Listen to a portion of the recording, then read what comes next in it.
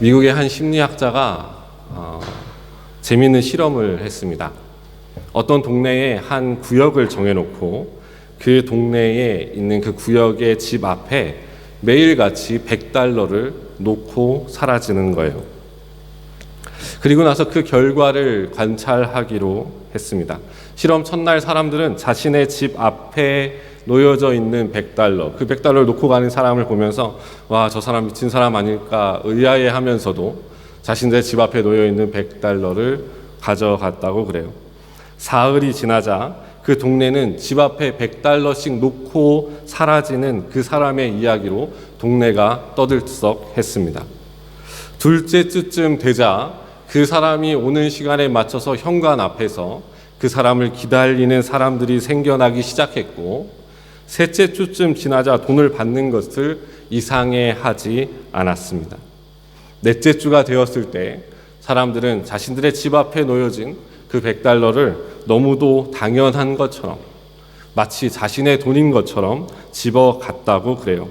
실험 기간인 한 달이 끝났을 때 그 심리학자는 돈을 집 앞에 놓지 않고 그냥 그 집 앞을 지나다니기 시작했습니다. 그러자 사람들은 매우 불쾌해하면서 그 심리학자를 막아두고 오늘은 왜 돈을 주지 않느냐며 따지기 시작했다고 그래요. 이 돈이 원래 그 사람들의 돈이었습니까? 아니죠. 매일같이 주는 사람이 생겨났는데 한 달이 되었을 때 마치 그 돈이 자신들의 돈인 것 마냥 왜 주지 않느냐며 따져 물었다고 그럽니다. 이 사람들은 이유 없이 베풀었던 은혜를 당연한 것처럼 생각하게 되었고, 고마워하기는커녕 오히려 주지 않는 것을 서운해하고 불쾌해했던 것이죠. 사랑하는 성도님들, 이 이야기를 들으시면서 우리 자신을 한번 되돌아봤으면 좋겠어요. 이 사람들의 모습이 어쩌면 오늘 우리의 모습은 아닙니까? 이 사람들이 가지고 있었던 마음과 생각이 오늘날 우리가 가지고 있는 그런 마음과 생각은 아닐까? 미국의 웨스트민스터 신학교 교수였고 사우스캐롤라이나의 컬럼비아의 유서 깊은 제1장로교회 담임 목사로 있는 싱클레어 퍼거슨이라는 학자가 있습니다. 그 사람이 오늘날의 교회의 모습을 이렇게 진단했어요. 교회가 힘을 잃게 된 가장 주된 이유, 즉 우리의 증거가 빈약하기 짝이 없고 예배의 열정이 사라지고만 주된 이유가 바로 여기에 있습니다. 즉 우리가 하나님의 은혜를 당연한 것으로 여기는 것에 있습니다. 우리는 이 놀라운 은혜를 노래하고 말할 뿐 정작 실제로는 은혜를 조금도 놀랍게 생각하지 않습니다. 안타깝게도 우리는 익숙해진 은혜를 노래하고 있다고 말하는 편이 더 솔직할 듯 합니다. 우리는 은혜가 참으로 놀랍게 느껴질 때만 경험할 수 있는 기쁨과 활력과 생명력을 잃고 말았습니다. 라고 오늘날의 교회를 진단했어요. 사랑하는 성도님들, 이 자리가 감격스러우십니까?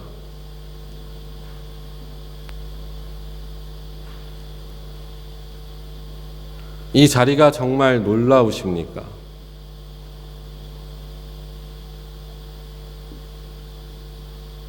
하나님의 아들이 정말 십자가에서 나를 위해서 죽으셔서 피와 물과 생명을 다 바쳐 나를 하나님의 자녀 삼으셔서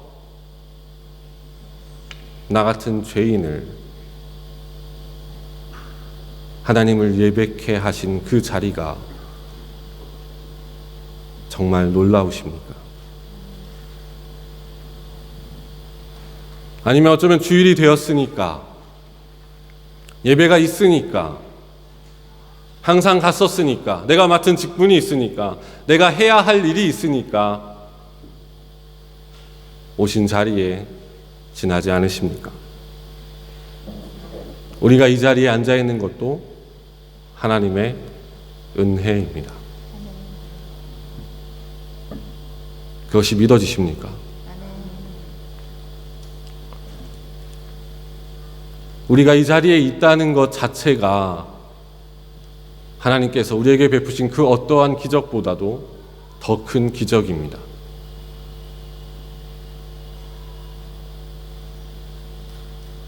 그러나 우리는 이 은혜를 놀라워하지 않습니다.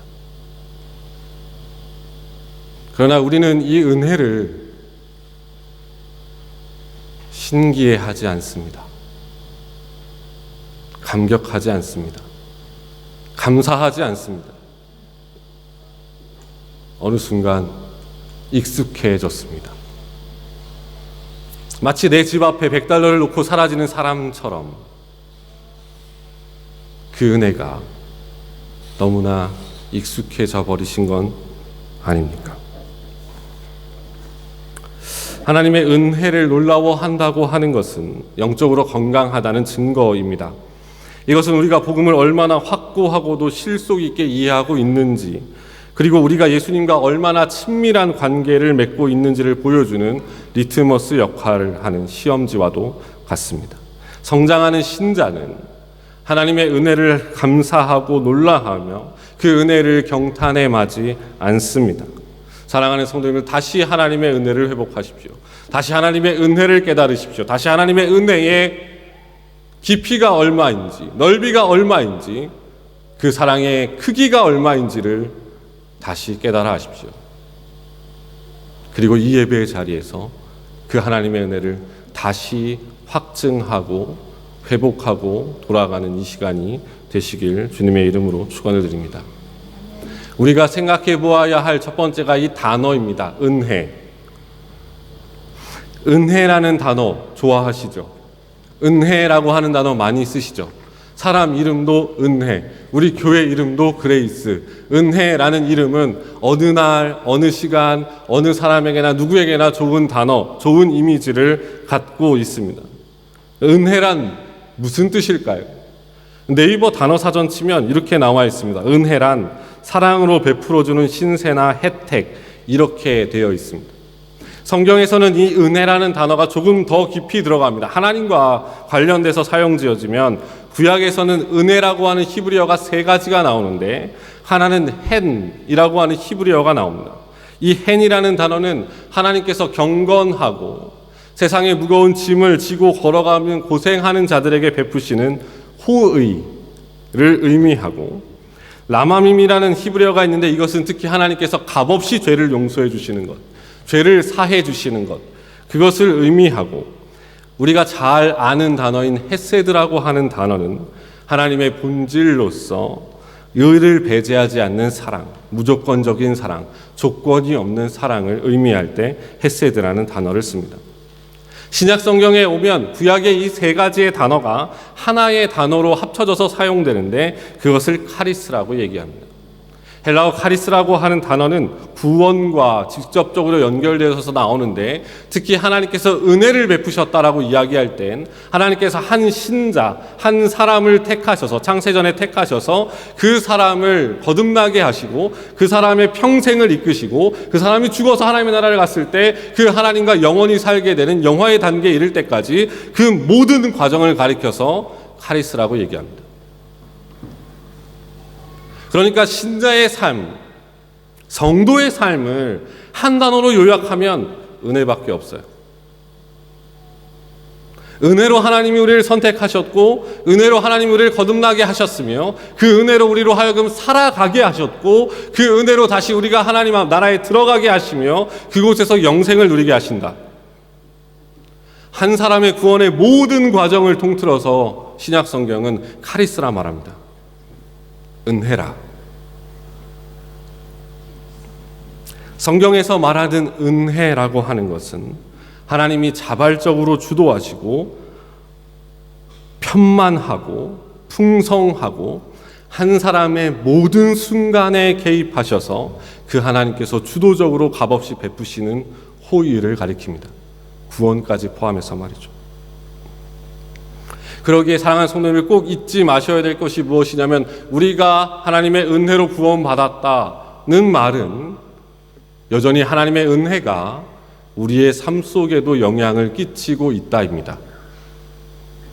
단지 누가 깨닫지 못하는 거죠. 우리가 깨닫지 못하는 겁니다. 하나님은 은혜를 베푸시지 않는다는 의미가 아니라, 하나님은 이미 은혜를 베풀고 계시지만 우리의 마음이 강팍해져서, 혹은 우리가 다른 곳을 바라보고 있어서, 혹은 우리가 교만해져서 그 하나님의 은혜를 깨닫지 못한다. 가장 큰 문제는 우리에게 있어서 이 하나님의 은혜가 너무 익숙해진 겁니다. 너무 당연해진 겁니다. 너무 자연스러워진 거예요. 그러면 우리가 이 은혜에 익숙해져 있다는 것을 어떻게 스스로 알 수 있을까요? 우리 스스로 자가진단을 해보시면 됩니다.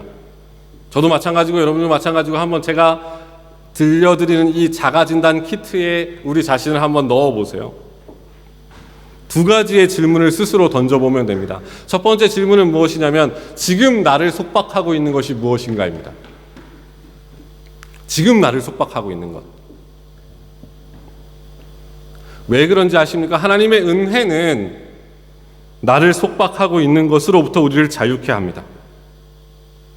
우리의 매일의 삶 속에서 하나님의 은혜가 절실히 필요한 이유는 실제로 우리가 삶을 살아가는 데 있어서 우리의 삶에서 우리를 속박하는 것들이, 우리를 가두고 올가매고 우리를 억누르는 것들이 너무 많기 때문에 그래요. 하나님의 은혜를 힘입지 않고서는 우리를 속박하고 우리를 억압하는 이것으로부터 자유할 수 없습니다. 예수 그리스도 안에 있는 하나님의 자유는 은혜는 신자들에게 자유를 가져다 줍니다. 하나님의 은혜는 죄의 속박을 깨트리고 죄책감에서부터 벗어나게 하며 삶의 모든 무게로부터 벗어나게 합니다. 예수 그리스도를 영접해서 그 주님을 믿는 그 순간 이 모든 사슬로부터 해방되어지고, 신자는 그 이후로부터 계속해서 자유를 누리고 맛보며 살아가게 됩니다. 우리의 삶 속에서 우리를 속박하고 우리를 억누르고 우리를 점점 푸시하는 것들이 늘어난다고 하는 것은 우리의 안에서 서서히 하나님의 은혜가 소멸되어져 감을 의미합니다. 하나님의 은혜가 소멸되었다는 것은 다시 우리가 세상의 그 어떠한 것으로부터 속박당하기 시작한다, 가두어지기 시작한다는 것을 의미합니다. 예수 그리스도를 처음 인격적으로 만났던 날을 기억하십니까? 그날에는 우리의 삶에 두려움이 없었습니다. 기억하세요? 예수님 처음 만났던 날. 저도 그래요. 저도. 한국 교회는 이제 중고등부 때 수련회 많이 가잖아요. 중고등부 수련회 때 많이 가는데, 제가 고등학교 1학년 때 동계 수련회를 가기 전에 저희 교회는 항상 제 은사님이 2주 동안, 수련회 가기 전에 2주 동안 새벽에 학교 보충석 가기 전에 새벽 기도회로 모이고, 학교 끝나고 다시 저녁 기도회로 모이고, 수련회 준비를 그렇게 했어요. 그때 제가 그때는 저도 참 착했나 봐요. 그때는 이렇게 은사님이 이렇게 앉아서 기도도 못 하겠고요. 각 교육관에 보면 강대상 큰 거 있잖아요. 옛날에는 그 강대상 큰 거 앞에 보면 다 콘크리트 바닥이잖아요. 달도 나와. 아주 이 콘크리트 바닥 앞에서 둥그렇게 모여 앉아가지고 거기서 무릎 꿇고 기도했거든요.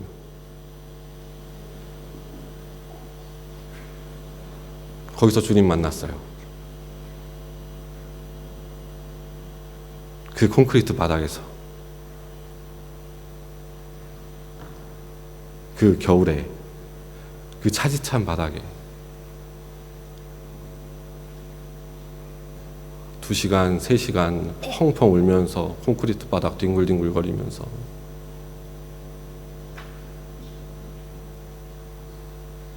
그리고 나서 일어났는데 달라진 건 없었어요. 달라진 건 제 안에 주님이 계시다는 확신이에요. 두려울 게 없더라고요. 무서울 게 없더라고요. 겁날 게 없더라고요. 그래서 제 은사님이, 제가 고등학교 1학년 처음 입학했는데, 내가 너한테 명령 아닌 명령, 너 고등학교 처음 들어가서 저희는 그때 7시 40분까지 학교를 가서 8시부터 이 빵교시 영어 듣기 시간 있었거든요. 20분간 시간 있잖아. 성경책 10장씩 읽어.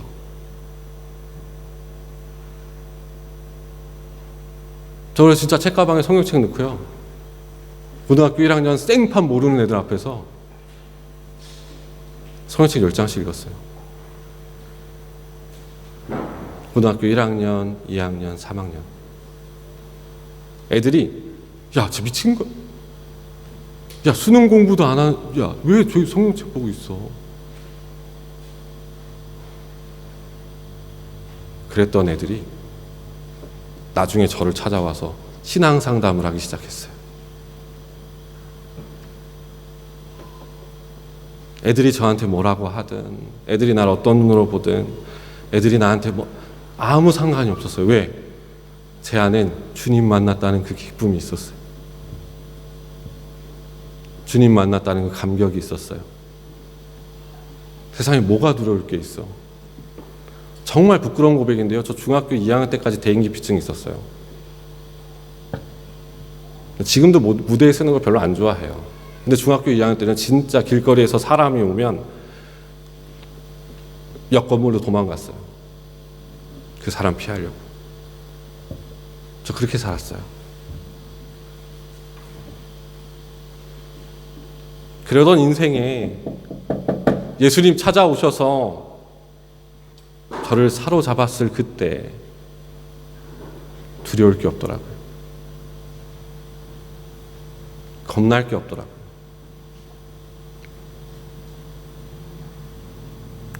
예수님을 처음 만났던 날, 예수 그리스도를 처음 인격적으로 만났던 날, 예수님을 처음 믿었던 그날을 기억하세요. 그날에는 우리의 삶의 두려움이 엄청 많았죠. 우리의 문제들도 여전히 되게 많았어요. 우리를 둘러싼 환경 속에서요, 어려움과 고난과 시련과 또 우리를 둘러싼 시선들은 여전히 존재하고 있었어요. 그런데 예수님을 만났을 때 두려움이 없어졌어요. 난 이 세상을 살고 있지만 이 세상의 사람이 아닌 것과 같은 그 감격과 용기가 우리 가운데 있었어요. 찬송가 288장 아세요? 옛날 찬송가 204장 예수로 나의 구주 삼고, 그 찬송가 3절 아세요? 아시면 같이 불러보실까요? 이렇게 돼 있어요.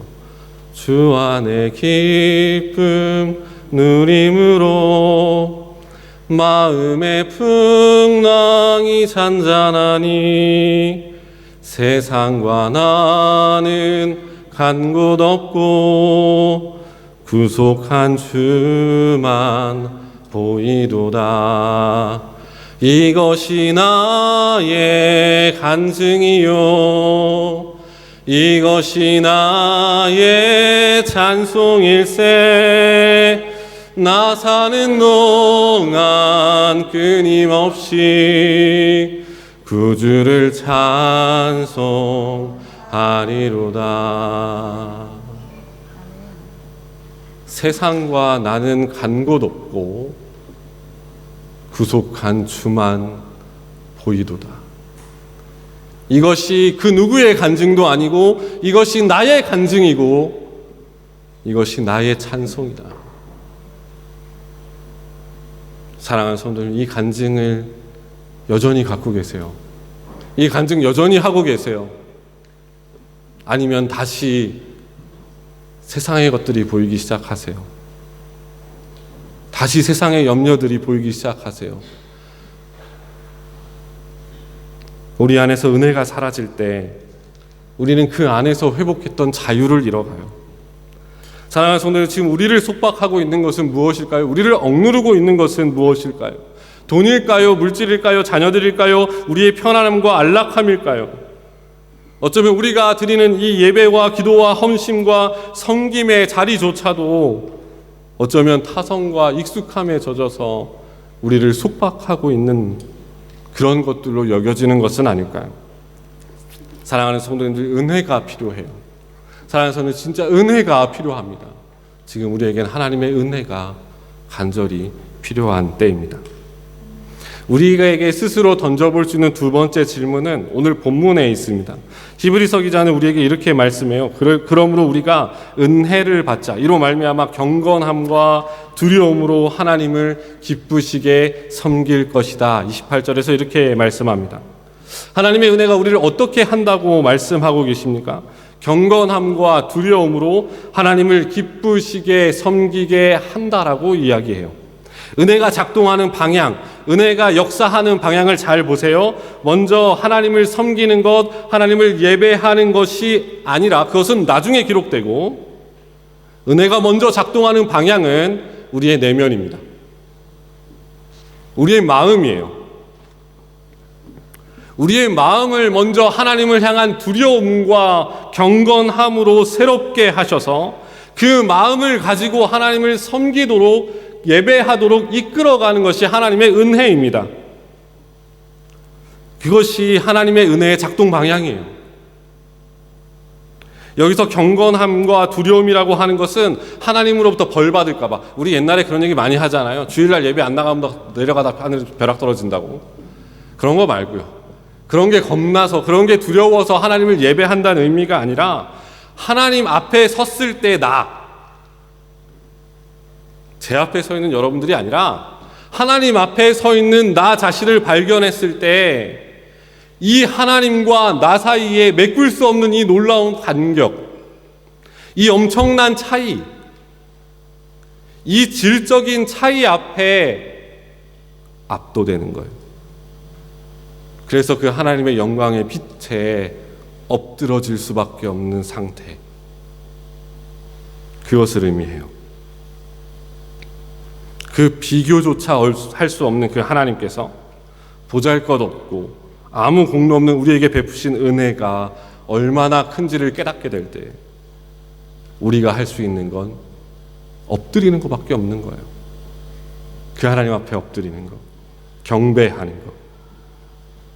여기서 기쁘시게 한다라고 되어 있는 헬라어 단어는 유아레스토스라고 되어 있는데 원래 의미대로 하면 받아들일 만한 혹은 용납할 만한 이런 뜻입니다. 그러니까 여기서 하나님을 기쁘시게 섬긴다는 표현은 하나님께서 받아들이시도록, 하나님께서 받으시도록 섬긴다는 의미이고, 여기서 섬긴다라는 이 단어는 다른 말로 바꾸면 예배한다예요. 하나님께 봉사한다, 하나님께 경배한다, 하나님을 예배한다, 이런 의미를 갖고 있습니다.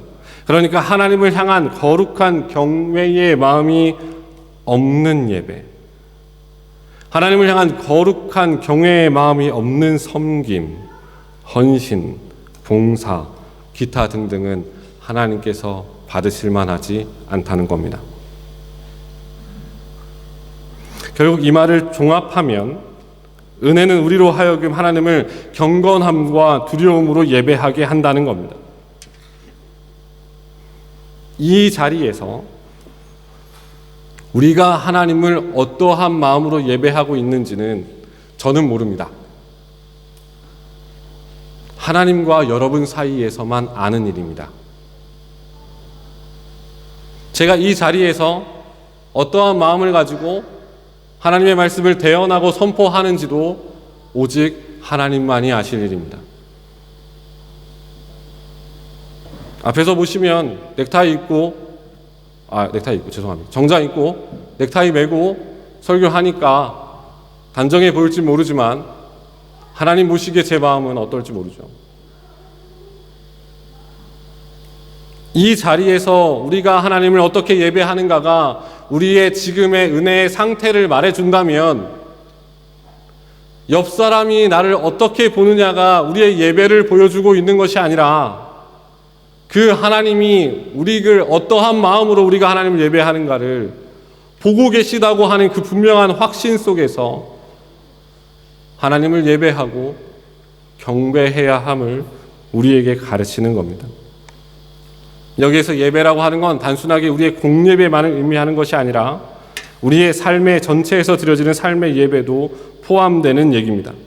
나는 왜 삶에서 자꾸 실패할까? 왜 나는 삶의 예배에서 계속 실패할까? 나는 삶 속에서 왜 자꾸 하나님의 말씀을 따라가지 못할까? 그러면 다시 여러분들의 공예배의 현장을 한번 살펴보세요.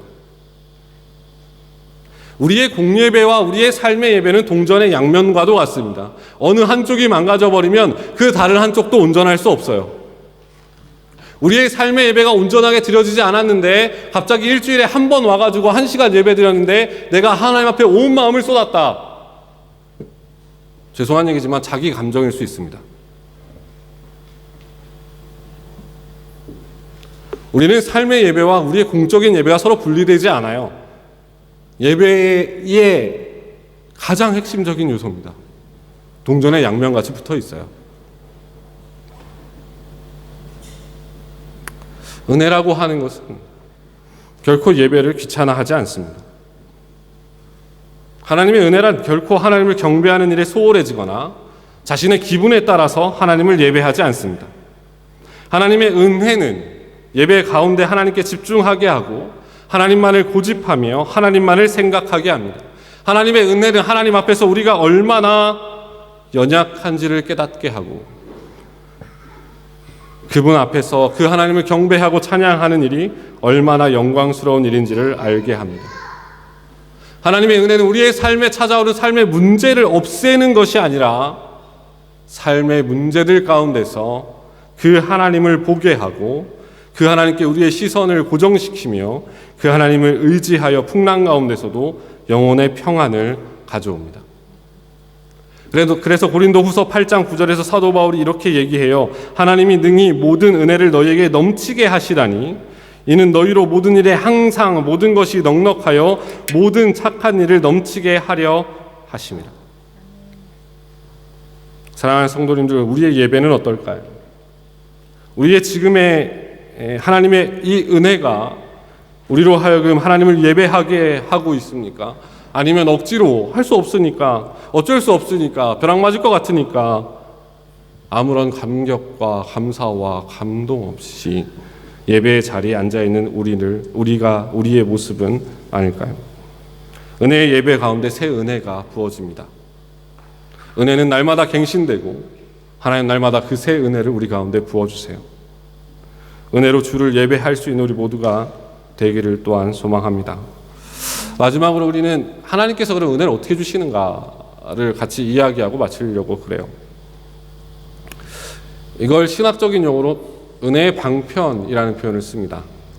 종교개혁 이후로 개혁교회는 하나님께서 우리에게 은혜를 주시는 방편, 우리에게 은혜를 주시는 수단, 우리에게 은혜를 주시는 통로에 대해서 2 혹은 3가지를 고백해 왔습니다.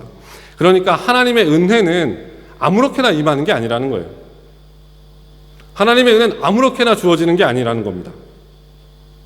예를 들어서 노래방에서 열심히 노래 부르고 있는데 하나님의 은혜가 갑자기 그 자리에서 떡하니 떨어지지 않아요. 펍에 가서 맥주잔 기울이고 있는데 거기 가서 하나님의 은혜가 이렇게 그 잔에 담겨서 이렇게 던져지는 그런 게 아니라고요. 하나님의 은혜는 하나님께서 원하시는 방법과 정하신 수단을 통해서 우리에게 베풀어집니다. 다 아시겠지만 그 첫 번째 수단이 무엇이냐면 하나님의 말씀입니다. 하나님의 말씀은 하나님께서 그의 은혜를 베푸시는 최우선적인 통로이자 최우선적인 수단입니다. 그래서 우리가 하나님의 말씀을 소홀히 하는 것은 하나님의 은혜를 소홀히 하는 것과도 같습니다. 하나님의 말씀을 사모해야 하고 그 말씀을 듣고 보고 기억해야 하는 데에 열심을 내야 됩니다. 하나님의 말씀에는 우리의 죄악을 들춰내고 우리가 죄인됨을 가르치지만 그것으로 끝나는 것이 아니라 죄악된 우리를 정결케 하시는 그리스도에게로 다시 이끌어 갑니다. 인생의 여러 환난과 어려움에 처해 있는 우리라 할지라도 하나님의 말씀은 그 구덩이 속에서 우리를 건지시는 하나님의 사랑과 손이 있음을 보게 합니다. 우리의 연약함 속에서도 우리를 고치시는 하나님의 빛을 보게 하며 곤고한 날을 지나고 있다 할지라도 소망의 날을 허락하시는 하나님을 만나고 보게 합니다. 결국 하나님의 말씀은 우리를 다시 일으켜 세우는 힘이 있습니다. 마치 한여름날에 쓰러진 소에게 낙지 한 마리 먹이면 벌떡 소가 일어나는 것과 같이 사막의 한가운데 갈증으로 쓰러져 있는 자에게 물을 주었을 때 그가 벌떡 일어나는 것과 같이 하나님은 그의 말씀을 통해서 갈급한 영혼들, 죽어가는 영혼들, 부서진 영혼들을 싸매시고 어루만지시고 다시 일으켜 세우십니다. 그러기에 이 시간이 너무 중요한 거예요. 하나님께 영광을 돌리는 예배의 한가운데서 선포되어지는 하나님의 말씀을 듣는 이 시간이 우리에게 매우 중요한 겁니다. 가끔 그런 생각 듭니다. 이 예배 가운데 우리에게 들려질 하나님의 말씀을 위해서 월요일부터 토요일까지 얼마나 기도하셨습니까?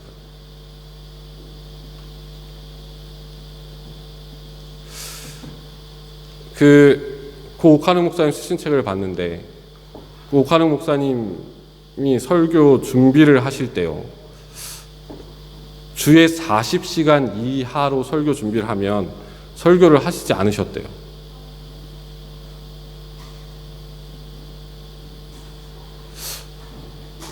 제가 그 책을 보면서 많이 부끄러웠습니다. 그렇다고 제가 설교 준비를 이런 표현 써서 죄송한데 날로 하거나 그냥 막 하거나 그렇게 한 건 아니에요. 절대 그런 건 아닙니다. 저도 제 나름대로 최선을 다해서 피를 토하는 심정으로 설교를 준비하고 하죠. 그러나 그만큼 함께 말씀을 나누는 성도들도 그 말씀에 대한 사모함이 있어야 돼요. 말씀을 선포하는 자들을 위해서 기도해 주셔야 되고, 그들이 그 말씀에 먼저 은혜를 받고 그 받은 은혜를 통해서 담대함으로 선포할 수 있도록 목회자들을 위해서 계속 기도해 주셔야 합니다.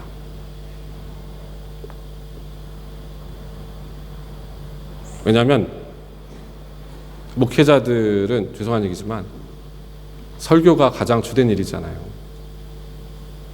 쉽게 익숙해집니다. 쉽게 익숙해져요. 저도 하나님 앞에서 꿇어 엎드려서 씨름할 때가 많습니다. 하나님, 내가 먼저 은혜를 받아야 되는데요. 하나님, 제가 먼저 이 말씀에 은혜를 받고 이 말씀대로 살아가려고 치열하게 싸워야 되는데요. 하나님, 내가 먼저 해야 되는데요. 그 일을 위해서는 성도님들의 기도가 간절히 필요해요. 지금 휴가 가 계시지만 담임 목사님 위해서 꼭 기도해 주십시오. 말씀을 준비한다는 일이 쉬워 보일 수도 있으실지 모르겠지만 절대 쉽지 않습니다.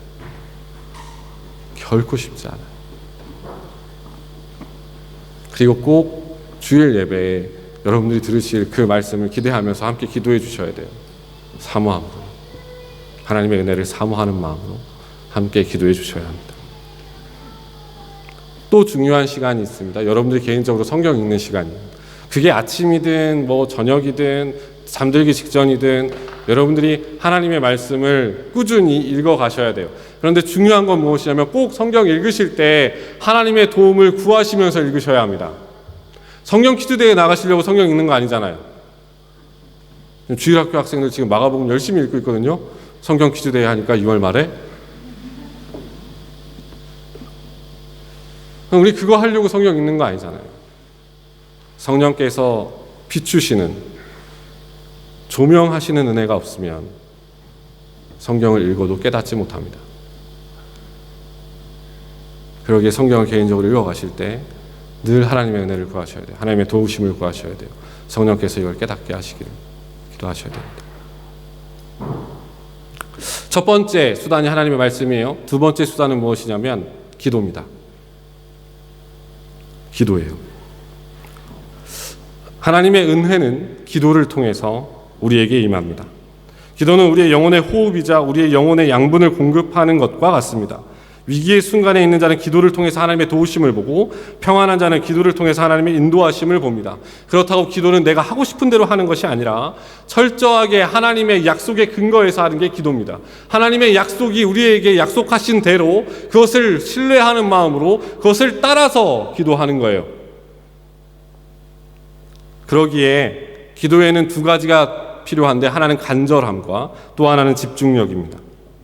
간절함이라고 하는 것은 하나님의 약속을 붙잡는 마음이고, 집중력이라고 하는 것은 그 약속하신 하나님만을 바라보는 힘입니다. 결코 기도는 하나님과 나와의 거래가 아니에요. 하나님, 내가 이렇게 할 테니까 하나님 이렇게 해주세요. 그런 거 아닙니다. 감히 하나님께 은혜를 구할 수 없는 자가 그리스도의 십자가의 은혜로 말미암아 그 보혈의 공로를 의지해서 하나님께 도움을 청하러 나가는 자리가 기도의 자리입니다. 사랑하는 성도님들, 부탁드릴 거 있는데 기도의 자리로 좀 나오십시오.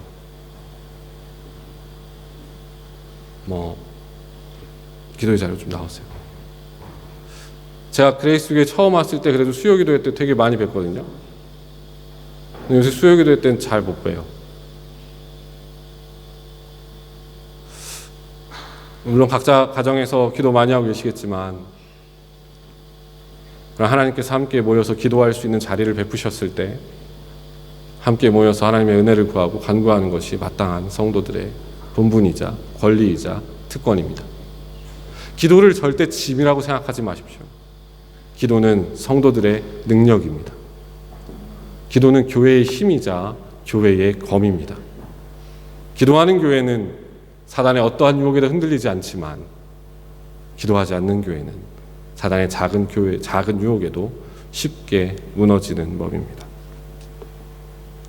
마지막 세 번째 수단 알려드릴게요. 마지막 세 번째 수단은 성례입니다.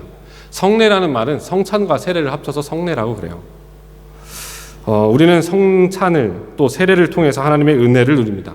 세례는 그리스도와 함께 죽고 다시 살아남을 고백하는 것이고, 그리스도와 연합된 자가 계속해서 그리스도의 살과 피를 누림으로 인해서 영적인 양분을 공급받는 것이 성찬입니다.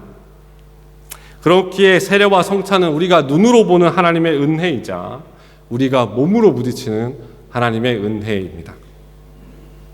그리스도에 찢겨진 살과 흘리신 피를 우리는 떡과 포도주로 대신할 때 성령 안에서 그리스도와 교통하는 놀라운 교제를 누리게 되고 그 은혜를 경험하게 됩니다.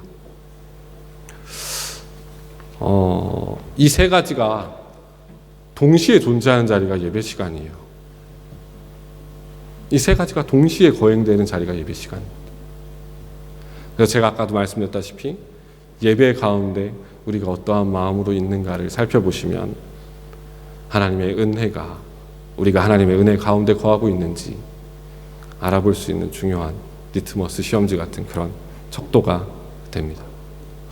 말씀을 정리할게요. 사랑하는 성도님들, 가족을 태우고요, 집으로 달려가던 중에 마주오던 차가 중앙선을 넘어 들어와서 정면으로 충돌해서 사랑하는 아내와 아이들을 다 잃게 되었다면 여러분의 삶은 어떻게 되었을까요? 그리고 마주오던 운전자는 술에 취해 있는 상태였고 140km가 넘는 속도로 달려와서 미처 손을 쓸 새 없이 그 일을 당했다면, 분명히 가해자가 그 사람임에도 불구하고 재판이 열리고 검사가 여러 가지 이유로 그 가해자를 기소할 수 없게 되었을 때 여러분의 마음은 어떤 마음이 드실 것 같습니까? 정의는 사라진 것 같고 그보다 더 큰 가족을 잃은 슬픔이 마음 미어지도록 인생 내내 일어날 때 과연 하나님은 과연 어디 계시는가? 라는 질문을 던지지 않을 자신이 있으십니까? 이 모든 일은 제가 겪은 일은 아니고요, 미국 워싱턴에 있는 휘트워스 대학의 종교학과 교수로 있는 제럴드 시처라는 교수가 겪은 일입니다. 그리고 그는 그 슬픔의 긴 세월 속에서 그의 처절한 고통을 잠재울 평화, 곧 하나님의 은혜를 발견하게 됩니다. 그는 이렇게 고백하는데, 나는 고통을 너끈히 견뎌내고 반대편 끝까지 간 게 아니다. 고통 속에 있으면서 그 고통 속에서 하나님의 은혜를 발견했다. 그 은혜가 나를 살게 했고 결국에는 나를 자라게 했다. 사랑하는 이들을 잃어버린 상실을 이겨낸 게 아니었다. 오히려 나는 상실을 고스란히 내 삶 속으로 받아들였고 그 상실은 내 삶의 일부가 되었다. 나는 사랑하던 세상을 잃었지만 은혜를 깊이 알게 되었다.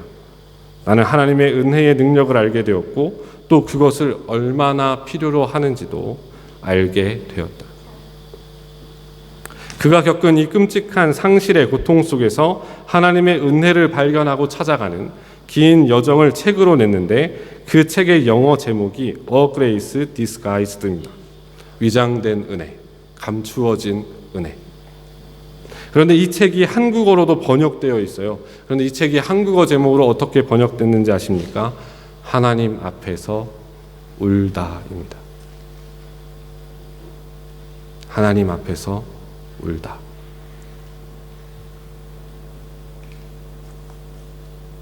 하나님 앞에서 울 수 있는 것이 은혜입니다. 하나님 앞에서 울 수 있는 마음을 주시는 것이 은혜입니다. 그 눈물의 자리까지 나아가게 하시는 것이 하나님의 은혜입니다. 사랑하는 성도님들, 우리는 은혜가 필요합니다. 우리는 하나님의 은혜가 절실히 필요해요. 그리스도인들은 은혜로 살고 은혜로 죽는 사람들입니다. 하나님의 은혜 없이 산다는 것은 곧 우리 스스로 교만하여 우리를 넘어짐의 자리로 이끄는 것과도 같습니다. 하나님의 은혜는 우리의 오늘을 살게 하고 내일을 살게 합니다. 사랑하는 성도님, 겸손히 하나님의 은혜를 사모하십시오. 더욱 사모하십시오. 더더욱 사모하십시오.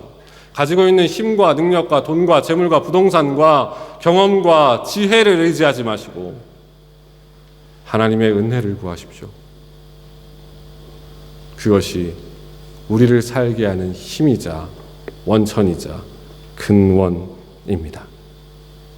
이 새롭게 시작하는 한 주도 그 은혜 가운데 거하시고 그 은혜의 능력을 힘입으시고 우리에게 주어진 삶을 은혜 가운데 걸어가는 사랑하는 모든 교회 성도님들 되시길 주님의 이름으로 축원을 드립니다.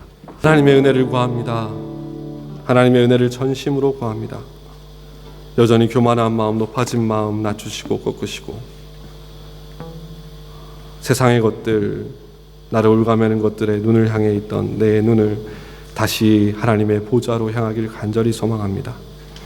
지치고 곤고하고 힘들고 어려운 인생의 걸음에서 우리를 자유케 하시고 기쁨으로 주를 섬기게 하시는 하나님의 은혜를 누리기를 간절히 소망합니다.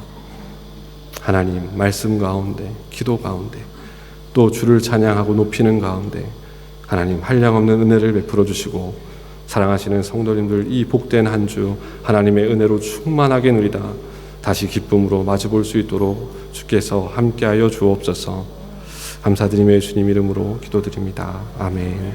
이제는 우리 주 예수 그리스도의 은혜와 하나님 아버지의 극진하신 사랑하심과 성령님의 위로교통 충만 내주 역사하심이 일평생 주의 은혜 붙잡고 그 은혜 구하며 그 은혜의 충만한 가운데 젖어 겸손하게 감사하게 자유하게 기쁨으로 주를 섬기며 살기를 다짐하는 하나님의 귀한 백성들 머리머리와 이들의 가정 또 이들의 자녀들 이들의 모든 생업과 학업 위에 주께서 피 흘려 세우신 몸된 교회 위에 이제로부터 영원토록 함께 계실지어다. 아멘.